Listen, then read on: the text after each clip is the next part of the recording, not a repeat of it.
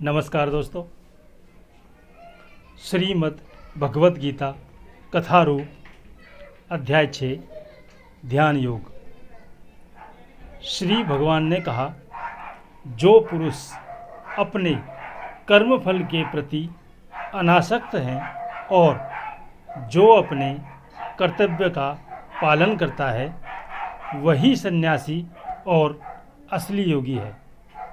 वह नहीं जो न तो अग्नि जलाता है और न कर्म करता है। हे पांडुपुत्र, जिसे सन्यास कहते हैं उसे ही तुम योग अर्थात परब्रह्म से युक्त होना जानो, क्योंकि इंद्रिय तृप्ति के लिए इच्छा को त्यागे बिना कोई कभी योगी नहीं हो सकता। अष्टांग योग के नव साधक के लिए कर्म साधन कहलाता है और योग सिद्धि पुरुष के लिए समस्त भौतिक कार्यकलापों का परित्याग ही साधन कहा जाता है। जब कोई पुरुष समस्त भौतिक इच्छाओं का त्याग करके न तो इंद्रिय तृप्ति के लिए कार्य करता है और न सकाम कर्मों में प्रवृत्त होता है, तो वह योगारूढ़ कहलाता है। मनुष्य को चाहिए कि अपने मन की सहायता से अपना उद्धार करे और अपने को नीचे न गिरने दे। यह मनबद्ध जीव का मित्र भी है और शत्रु भी। जिसने मन को जीत लिया है उसके लिए मन सर्वश्रेष्ठ मित्र है, किंतु जो ऐसा नहीं कर पाया उसके लिए मन सबसे बड़ा शत्रु बना रहेगा। जिसने मन को जीत लिया है उसने पहले ही परमात्मा को प्राप्त कर लिया है, क्योंकि उसने शांति प्राप्त कर ली है। ऐसे पुरुष के लिए सुख दुख, सर्दी गर्मी एवं मान अपमान एक से हैं। वह व्यक्ति आत्म साक्षात्कार को प्राप्त तथा योगी कहलाता है, जो अपने अर्जित ज्ञान तथा अनुभूति से पूर्णतया संतुष्ट रहता है। ऐसा व्यक्ति अध्यात्म को प्राप्त तथा जितेंद्रिय कहलाता है। वह सभी वस्तुओं को, चाहे वे कंकड़ हों, पत्थर हों या कि सोना, एक समान देखता है। जब मनुष्य निष्कपट हितैषियों, प्रियजन मित्रों, तटस्थों, मध्यस्थों, ईर्ष्वालुओं, शत्रुओं तथा मित्रों, पुण्यात्माओं एवं पापियों को समान भाव से देखता है, तो वह और भी उन्नत माना जाता है। योगी को चाहिए कि वह सदैव अपने शरीर, मन तथा आत्मा को परमेश्वर में लगाएं, एकांत स्थान में रहें और बड़ी सावधानी के साथ अपने मन को वश में करें। उसे समस्त आकांक्षाओं तथा संग्रह भाव की इच्छाओं से मुक्त होना चाहिए। योगाभ्यास के लिए योगी एकांत स्थान में जाकर भूमि पर कुशा बिछा दे और फिर उसे मृगशाला से ढके तथा ऊपर से मुलायम वस्त्र बिछा दे। आसन न तो बहुत ऊंचा हो न बहुत नीचा, यह पवित्र स्थान में स्थित हो। योगी को चाहिए कि इस पर दृढ़तापूर्वक बैठ जाए और मन, इंद्रियों तथा कर्मों को वश में करते हुए तथा मन को एक बिंदु पर स्थिर करके हृदय को शुद्ध करने के लिए योगाभ्यास करे। योगाभ्यास करने वाले को चाहिए कि वह अपने शरीर, गर्दन तथा सिर को सीधा रखे और नाक के अगले सिरे पर दृष्टि लगाए। इस प्रकार वह अविचलित तथा दमित मन से भय रहित विषयी जीवन से पूर्णतया मुक्त होकर अपने हृदय में मेरा चिंतन करे और मुझे ही अपना चरम लक्ष्य बनाए। इस प्रकार शरीर, मन तथा कर्म में निरंतर संयम का अभ्यास करते हुए संयमित मन वाले योगी को इस भौतिक अस्तित्व की समाप्ति पर भगवत धाम की प्राप्ति होती है। हे अर्जुन, जो अधिक खाता है या बहुत कम खाता है, जो अधिक सोता है अथवा जो पर्याप्त नहीं सोता, उसके योगी बनने की कोई संभावना नहीं है। जो खाने, सोने, आमोद प्रमोद तथा काम करने की आदतों में नियमित रहता है, वह योगाभ्यास द्वारा समस्त भौतिक कलेशों को नष्ट कर सकता है। जब योगी योगाभ्यास द्वारा अपने मानसिक कार्यकलापों को वश में कर लेता है और अध्यात्म में स्थित हो जाता है, अर्थात समस्त भौतिक इच्छाओं से रहित हो जाता है, तब वह योग में सुस्थिर कहा जाता है।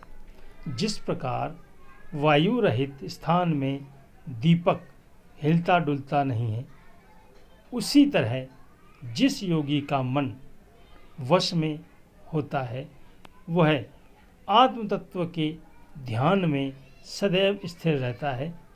सिद्धि की अवस्था में, जिसे समाधि कहते हैं, मनुष्य का मन योगाभ्यास के द्वारा भौतिक मानसिक क्रियाओं से पूर्णतया संयमित हो जाता है। इस सिद्धि की विशेषता यह है कि मनुष्य शुद्ध मन से अपने को देख सकता है और अपने आप में आनंद उठा सकता है। उस आनंदमयी स्थिति में वह दिव्य इंद्रियों द्वारा असीम दिव्य सुख में स्थित रहता है।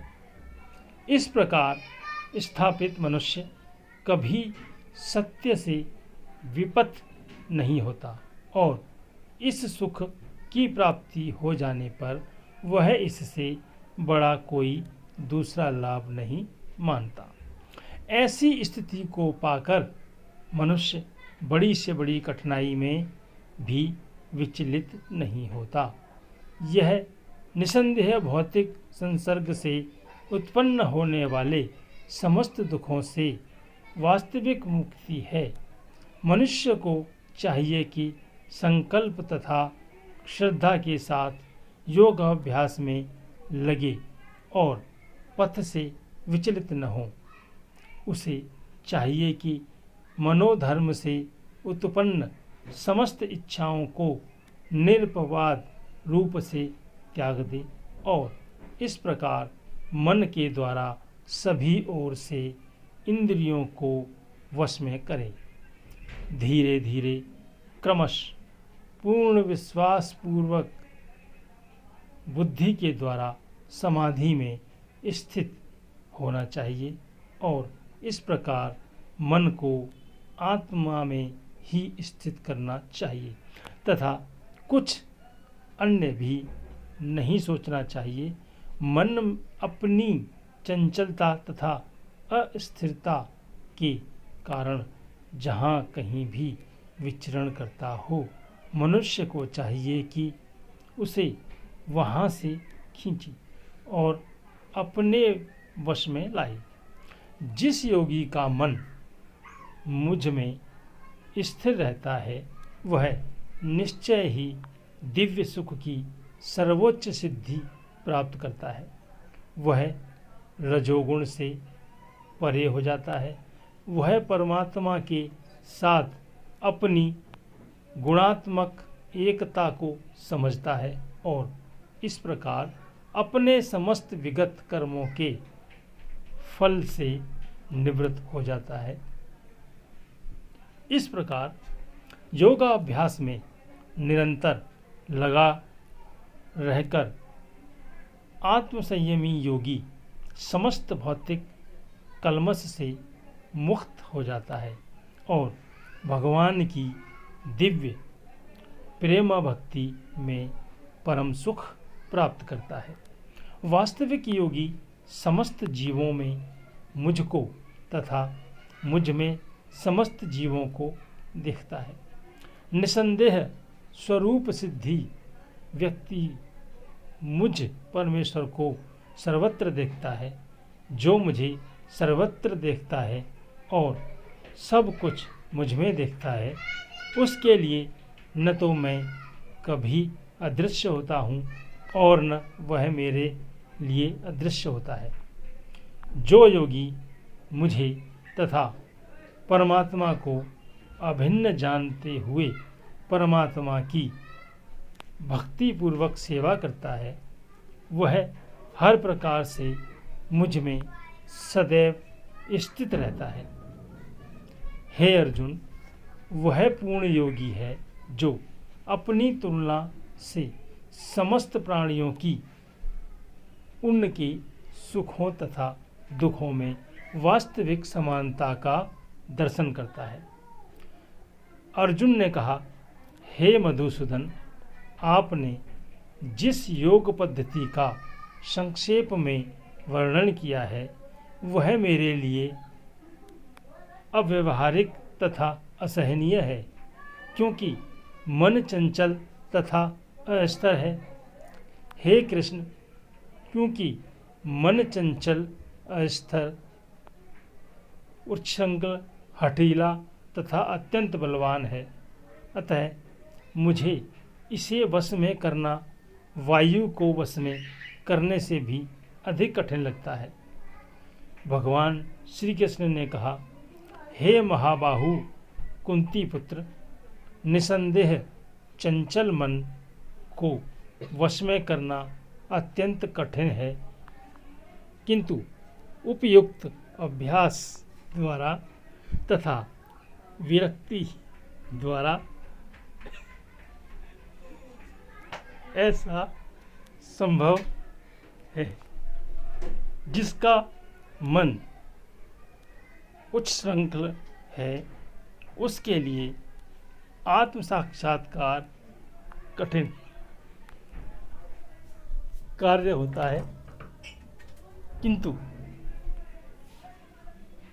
जिसका मन संयमित है और जो समुचित उपाय करता है, उसकी सफलता ध्रुव है, ऐसा मेरा मत है। अर्जुन ने कहा, हे कृष्ण, उस असफल योगी की गति क्या है जो प्रारंभ में श्रद्धापूर्वक आत्म साक्षात्कार की विधि ग्रहण करता है, किंतु बाद में भौतिकता के कारण उससे विचलित हो जाता है और योग सिद्धि को प्राप्त नहीं कर पाता। हे महाबाहु कृष्ण, क्या ब्रह्मा प्राप्ति के मार्ग से भ्रष्ट ऐसा व्यक्ति आध्यात्मिक तथा भौतिक दोनों ही सफलताओं से उच्युत नहीं माना जाता और छिन्न भिन्न बादल की भांति विनष्ट नहीं हो जाता, जिसके फलस्वरूप उसके लिए किसी लोक में कोई स्थान नहीं रहता। हे कृष्ण, यही मेरा संदेह है और मैं आपसे इसे पूर्णतया दूर करने की प्रार्थना कर रहा हूँ। आपके अतिरिक्त अन्य कोई ऐसा नहीं है जो इस संदेह को नष्ट कर सके। भगवान ने कहा, हे प्रथापुत्र, कल्याण कार्यों में निरत योगी का न तो इस लोक में और न परलोक में ही विनाश होता है। हे मित्र, भलाई करने वाला कभी बुराई से पराजित नहीं होता। असफल योगी पवित्र आत्माओं के लोकों में अनेक वर्षों तक भोग करने के बाद या तो सदाचारी पुरुषों के परिवार में या कि धनवानों के कुल में जन्म लेता है, अथवा यदि दीर्घकाल तक योग करने के बाद असफल रहे तो वह ऐसे योगियों के कुल में जन्म लेता है जो अति बुद्धिमान है। निश्चय ही इस संसार में ऐसा जन्म दुर्लभ है। हे कुरुनंदन, ऐसा जन्म पाकर वह अपने पूर्व जन्म की दैवी चेतना को पुनः प्राप्त करता है और पूर्ण सफलता प्राप्त करने के उद्देश्य से वह आगे उन्नति करने का प्रयास करता है। अपने पूर्व जन्म की दैवी चेतना से वह न चाहते हुए भी स्वतः योग के नियमों की ओर आकर्षित होता है। ऐसा जिज्ञासु योगी शास्त्रों के अनुष्ठानों से परे स्थित होता है और जब योगी समस्त कल्मश से शुद्ध होकर सच्ची निष्ठा से आगे प्रगति करने का प्रयास करता है तो अंत गोत्वा अनेक जन्मों के अभ्यास के पश्चात सिद्धि लाभ करके वह परम गंतव्य को प्राप्त करता है। योगी पुरुष तपस्वी से, ज्ञानी से तथा सकाम कर्मी से बढ़कर होता है। अतः हे अर्जुन, तुम सभी प्रकार से योगी बनो और समस्त योगियों में से जो योगी अत्यंत श्रद्धापूर्वक मेरे परायण हैं, अपने अंतःकरण में मेरे विषय में सोचता है और मेरी दिव्य प्रेम भक्ति करता है, वह योग में मुझसे परम अंतरंग रूप में युक्त रहता है और सबों में सर्वोच्च है। यही मेरा मत है। ईश्वर हम सबके जीवन को खुशियों से भर दें और दुखों से बहुत दूर रखें। अपने व्यस्त जीवन से अमूल्य समय निकालकर यहाँ तक वीडियो देखने के लिए बहुत बहुत धन्यवाद। मिलते हैं अगले वीडियो में नए रहस्य के साथ।